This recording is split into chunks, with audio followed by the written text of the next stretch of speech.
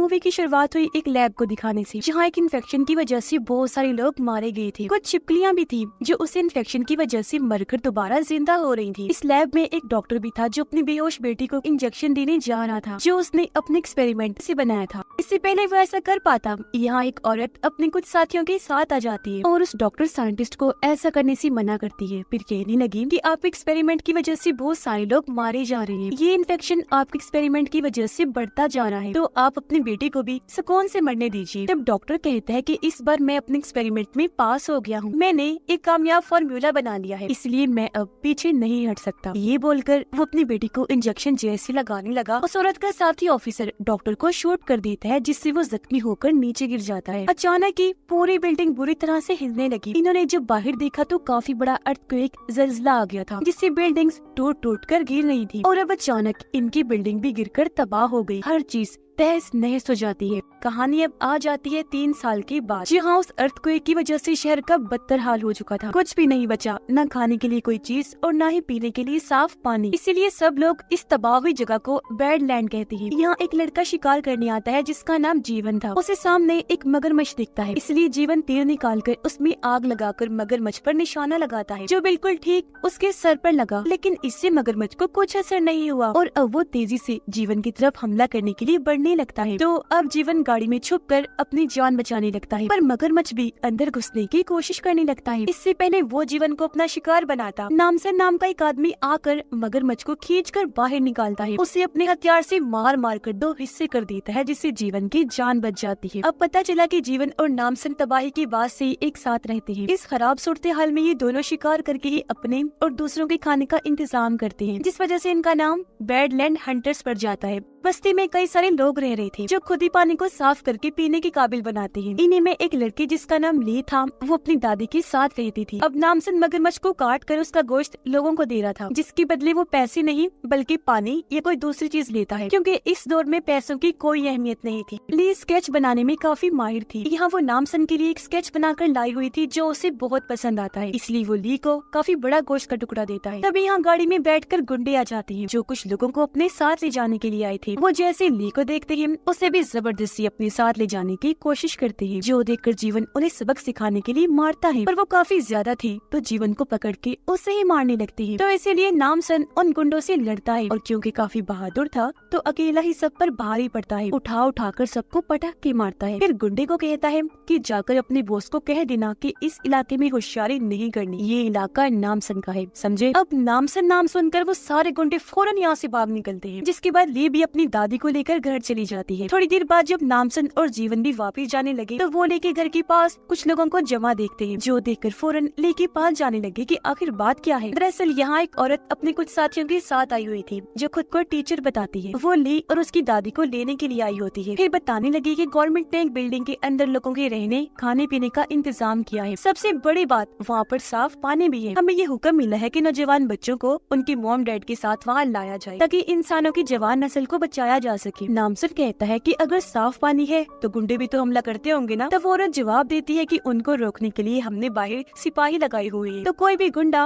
उस बिल्डिंग में नहीं घुस सकता। हम वहाँ बच्चों को पढ़ाते जबकि उनके मॉम डैड को काम देते हैं, और अगर कोई बूढ़ा हो तो उनका अच्छे से इलाज किया जाता है। अब ली टीचर से पूछती है क्या हम इन दोनों इन्हीं नामसन और जीवन को भी ले जा सकते हैं अपने साथ। टीचर ने जवाब दिया बिल्कुल नहीं, क्योंकि ये तुम्हारी फैमिली की नहीं है ना, इसी वजह से हमें सिर्फ फैमिली के लोगों को ही ले जाना है। नामसन ली को कहता है बेफिक्र रहो बेटा, हम तुमसे मिलने आते रहेंगे, तुम्हें वहाँ जाना चाहिए तो जाओ। तो जिसके बाद वो अपनी दादी को लेकर उन लोगों के साथ निकल जाती है। इन लोगों ने ली के अलावा और भी कई सारे बच्चों और उनकी मॉम डैड को चुना था। चलते चलते इन्हें रात हो गई। यहाँ ली की दोस्त भी थी, जिसके बाद जीवन नामसन दोनों शिकार करने के लिए बाहर चले जाते हैं। उधर पैदल चलने की वजह से ली की दादी काफी थक गई थी, उनके अलावा एक और बूढ़ा आदमी भी था। इन दोनों की हालत खराब हो जाती है, इसलिए टीचर कहती है कि आप दोनों को तो डॉक्टर की देखभाल की जरूरत है। कुछ दूरी के फासले पर हमारा एक मेडिकल कैंप है, आप हमारे साथियों के साथ वहाँ जाओ और आराम से रहो, आपका बहुत अच्छा इलाज किया जाएगा, बाकी आप दोनों को कल बुला लिया जाएगा। पर ली अपनी दादी के बगैर जाने से मना कर देती है। दादी उसे कहती है कि बेटी मैं कल आ जाऊंगी तो तुम जाओ इन लोगों के साथ, तो इसीलिए उसे मानना पड़ता है। दोनों बूढ़े लोगों को टीचर के लोगों के साथ भेज दिया गया, जबकि ली बाकियों के साथ आगे बढ़ जाती है। लेकिन कुछ दूर ले जाने पर ली की दादी और बूढ़े आदमी को वो लोग जान से मार डालते हैं।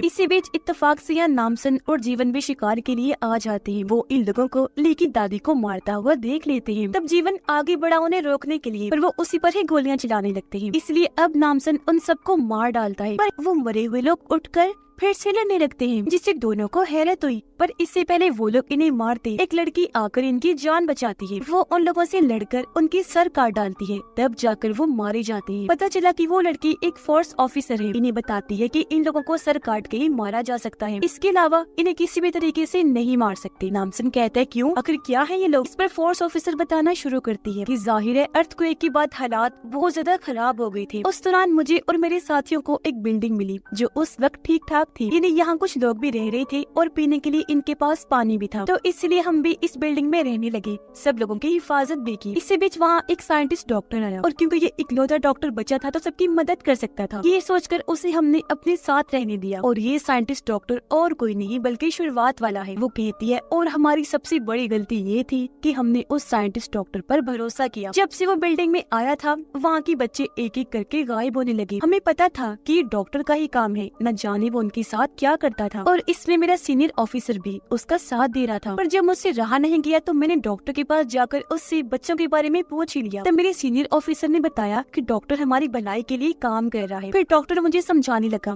कि मेरे एक्सपेरिमेंट की वजह से हम हर मुश्किल हालात में भी जी सकते हैं, साथ ही हम आसानी से मारे भी नहीं जाएंगे। वो कहती है उस वक्त मुझे कुछ भी समझ नहीं आई, तो मुझे समझाने के लिए सीनियर ऑफिसर ने एक साथी पर शूट करके उसे मार दिया। पर हैरत, अगले ही पल वो जिंदा होकर दोबारा उठ खड़ा हुआ। तब डॉक्टर बताने लगा कि इसी तरह मैंने अर्थक्वेक के टाइम पर खुद को बचा के रखा। फिर वो असल बात बताता है कि ये सब मेरे एक्सपेरिमेंट की वजह से मुमकिन हुआ, जिससे मैंने फार्मूला डोज तैयार की। इसीलिए अब हमें 10 साल से लेकर 20 साल तक की उम्र के बच्चे चाहिए, क्योंकि उनके जरिए ही मैं ये चीज बना सकता हूँ। उनके अंदर से खास किस्म की चीज निकाल कर वो डोज दवा एक तरह से हमें इमोर्टल, अमर बना देती है। हम उससे कभी नहीं मरते। आगे फोर्स ऑफिसर बताती है कि इस चीज में मैं उनका साथ देना नहीं चाहती थी, इसलिए मैंने उनकी मुखालफत की। इस पर मेरे सीनियर ऑफिसर ने शूट करके मुझे मारने की कोशिश की, तो मुझे वहाँ से भागना पड़ा। फिर फोर्स ऑफिसर कहती है यही वजह है कि डॉक्टर कम उम्र बच्चों यानी 10 से 20 साल तक की तलाश कर रहा है, जिनके जरिए वो फार्मूला डोज और ज्यादा बना सके, और अब हमें उन्हें रोकना होगा। इस सारी बात सुनकर नामसन कहता है कि अब मुझे ली को बचाना है, पर उससे पहले मुझे कहीं और जाना है। जिसके बाद नामसन और जीवन ली की दादी को दफन कर देते हैं। उधर गुंडों का हेड दिखाया गया जिसकी एक दूसरे ग्रुप से लड़ाई हो रही थी, पर यहाँ नामसन आकर उन्हें रोक देता है। पर गुंडों का हेड नामसन को देखते ही अपने आदमियों को भेजता है उसे मारने के लिए। पर यहाँ नामसन, जीवन और फोर्स ऑफिसर तीनों मिलकर सब गुंडों को मार देते हैं। उधर ली और बाकी लोग उस बिल्डिंग में आ जाते हैं, जो डॉक्टर खुद उनका वेलकम करता है। कहने लगा कि आपको यहाँ खाना, साफ पानी और आपके बच्चों की अच्छी तरबियत के लिए हर सहूलत मिलेगी, ताकि हम अच्छे फ्यूचर मुस्तकबिल की तैयारी कर पाएं। यहाँ सभी बच्चों को पीने के लिए साफ पानी की बोतलें दी जाती हैं, जिससे ली अभी नहीं पीती लेकिन अपने पास रख लेती है। जिसके बाद सबको अंदर भेज दिया गया। ये भी बता दिया जाता है कि बच्चों को अलग और उनके मॉम डैड को अलग फ्लोर पर रखा जाएगा, ताकि बच्चे पढ़ाई पर ध्यान दे पाए। लेकिन हाँ, कभी कभी मीटिंग्स रखी जाएंगी जिनमें बच्चे अपने माँ बाप से मिल पाएंगे। अब सारे माँ बाप को वहाँ से अलग फ्लोर पर ले जाया गया, जहाँ इन्हें पानी को साफ करने का काम करना पड़ता है। दरअसल यहाँ एक असूल बनाया गया था, जिसके बच्चे अच्छे नंबर लेकर आएंगे उनके मॉम डैड को अच्छा खाना पीना दिया जाएगा, रहने के लिए काफी सहूलियात मिलेंगी, साथ ही उन्हें काम भी नहीं करना पड़ेगा। और इसी तरह यहाँ का निजाम चल रहा था, जो खुद इस डॉक्टर ने ही बनाया था। अब ली और उसकी दोस्त को एक क्लास में लेकर जाते हैं, जहाँ दोनों ये देखकर काफी हैरान रह जाती हैं कि बच्चे कोई हरकत नहीं कर रहे, साथ ही उनके गलों पर पट्टी की हुई है। डॉक्टर सीनियर ऑफिसर को डोज का भरा हुआ इंजेक्शन देता है